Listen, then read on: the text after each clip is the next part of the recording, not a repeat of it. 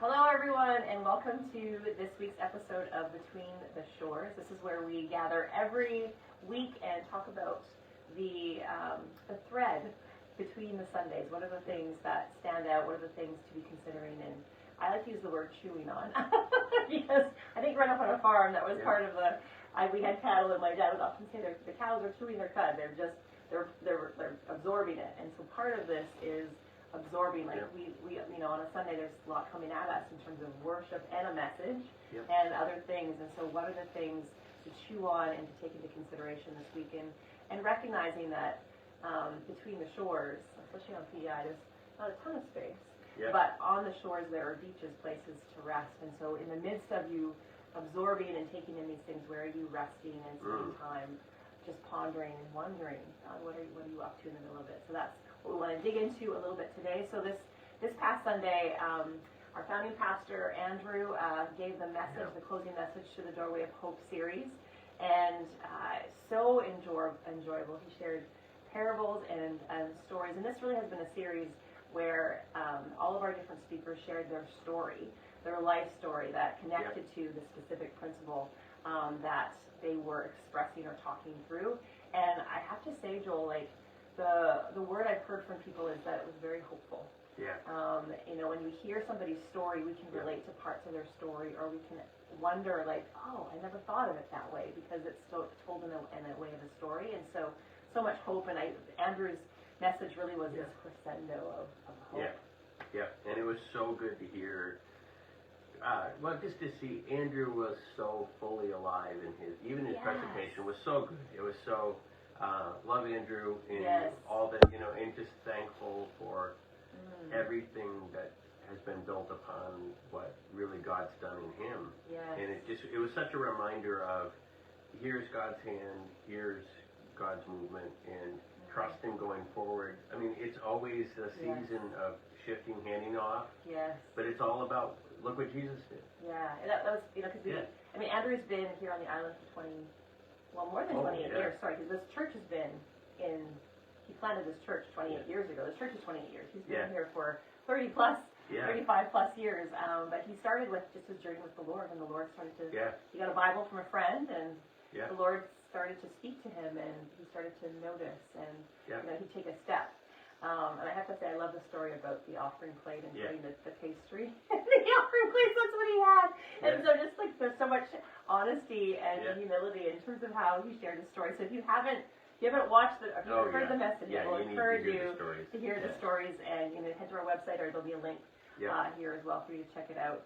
And so God, he meets us right where we're at, which I love. And through this message, Andrew was talking about Matthew 6, verse 33, which says, "Seek first the kingdom of God and his righteousness, and you will have everything you need." And so that is story after story of how God meets us where we're at. And I love that reminder, because we don't have to have it all figured out. We don't have to know exactly how to do the thing. But he meets us there, and he'll put things in front of us, and will we take that step of trust and say, okay, here I go. Not sure how it's gonna go, but here I go, God, and then to watch what he does. And it's both it's a leading out. He goes ahead, but he also calls us from behind. So I mean, it's both. You know.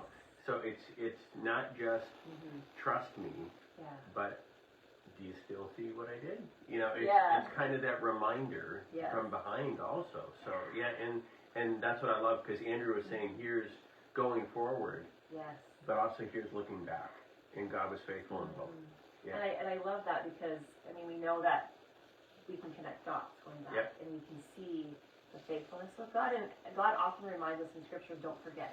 Remember where I met you. Remember where we've been together. And he's so faithful to ask us those questions. And I love how Andrew, in the looking forward too, was able to say, this is how it was, and then Andrew now being in the years outside of formal pastoral ministry, and how God is speaking in a different way, encouraging rest. And I love Andrew's humility and authenticity to say, I've got a confession to make. And just being authentic, which we so encourage. And in that, you know, God was showing him how, even as he prepared for this message over 6 months, God had, like, his Andrew spoke to me last year, like, I had this message that God is speaking to me, and, you know, when would I be able to give it? I was like, I don't know, we'll see soon.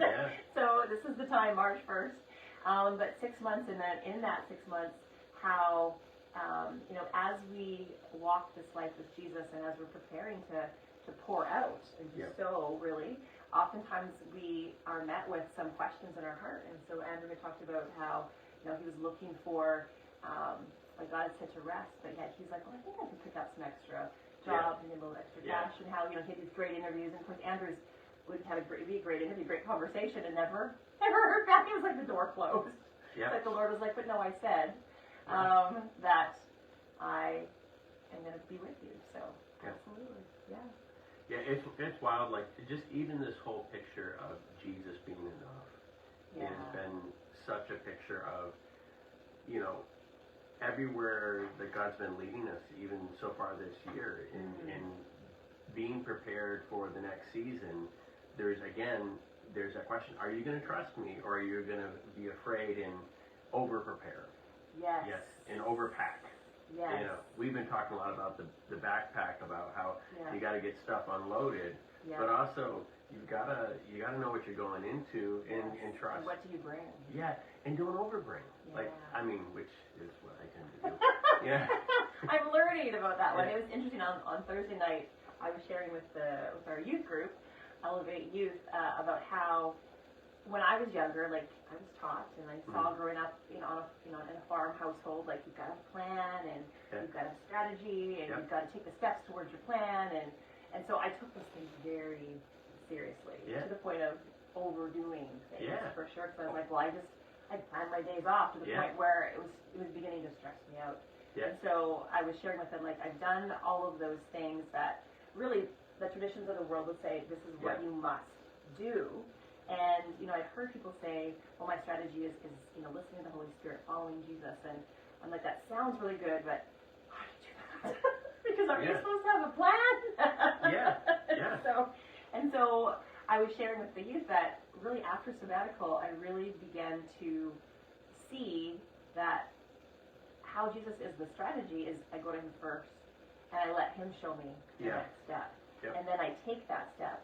And as I take that step, he knows what's next. And Jill, when we were talking a little bit earlier, talking about how when we have a plan, life happens. We might get sick, a family member might get ill and die, and so there's some of your plans are like, but God knows. Those things are going to pop up, and so when we trust him, we cannot. Well, he knows not to overdo it because he knows what we can handle.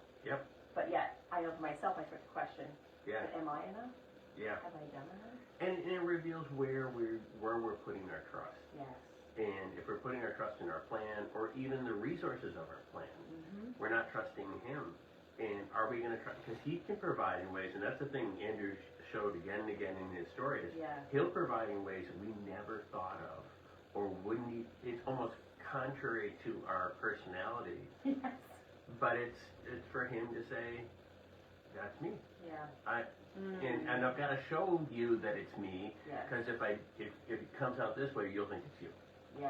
Because I would have to say, like, the ways that God has shown up in my life too, I would feel like I would have never guessed that, never looked at it that way, never chosen this. That's not the way I operate. Not the way I operate, but yet it's been the best thing, because honestly, he knows us better than we know ourselves. And he so longs that our heart would be whole. So there are areas that can be challenging to trust him in, and like finances is one of them. And so, but he knows a whole heart is a healthy heart, and a heart that has space and room to not just receive his love, but to give it out. And so is leaning into him. And so when Andrew was talking about rest, like moving out of rest, you know, it's not just for Andrew who's, you know, in this season of not in formal ministry or in work. It's not just for retirement. But God calls us to move it out of rest in every part of our lives. And so I think it's a beautiful picture that Andrew's given us, but not for us to diminish, oh, that's for Andrew. No. Yeah. It's actually for all of us as followers of Jesus.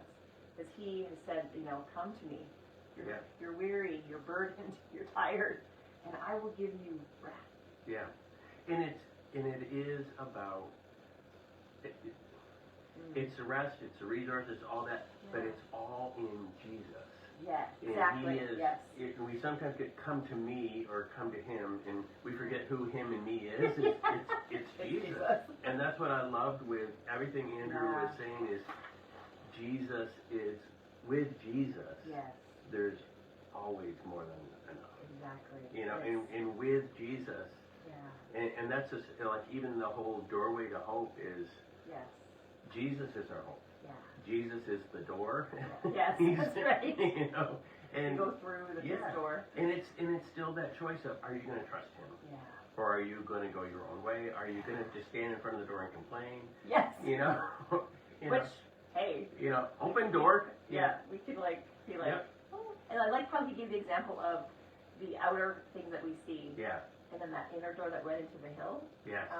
And that, because you can't see in our hearts. And so there's a doorway, but we can't see it. And so then will we trust his light to lead us into those places that feel like foreign and unknown. Yet he's saying, will you trust me? No, that's so good. And I have to say a big thank you to Andrew, because he's really, I don't know if he even knew our next series is on Hebrews, but he really has set us up for this next teaching series in Hebrews, because in Hebrews it's talking about, is Jesus enough? I mean, that's really the question that the book is proposing. Is he enough? And, through is there 13 chapters in Hebrews? I think 13 chapters in Hebrews. Through all those chapters, so 13 chapters dedicated to is Jesus enough? And it's reiterating over and over. Yes. It's building everything of the Old Testament, everything in the New Testament, saying this is all here in Jesus. He fulfills all of it. And and I think there's when I think of that, I'm like, I think of our will, right? Our will which is our ego, which so wants to try to figure it out, and it's like a child saying, I can walk on my own and fall flat on their face. And to recognize, he knows when we're ready to run, right? He knows when we're ready to take the next step. He knows what's coming around the corner. He knows what our culture, he knows all that's happening. And so when we recognize that he holds it all and trust him, let the ego just surrender, lay down my plans, lay down my strategies, lay down my next steps, and say, God, what is that next step that you have for me? Because, and even to say, God, you say you're enough, help me see. Or even to ask that question honestly this week and say, Andrew was talking about you're more than enough, and I don't know if I always see that. Can you help me see you as enough? Help me know that you are more than enough. Because he wants to be with us more than we want to be with him. He wants to show us more of himself. And so by just being honest with him and saying, God, help me see. God, help me in my unbelief. Help me to know you. Help me to remember, but help me to look up and see. See you. Not look at the storm or the chaos, but look at you. So that's next Sunday. We kick off the new series. And Hebrews 1, verses 1 to 4, and then Hebrews 2, verses 1 to 4. I'm going to start off the series and dig in. I'm looking forward to it. So have a great week as you absorb and chew on the different things that the Lord is putting in front of you. And bless you.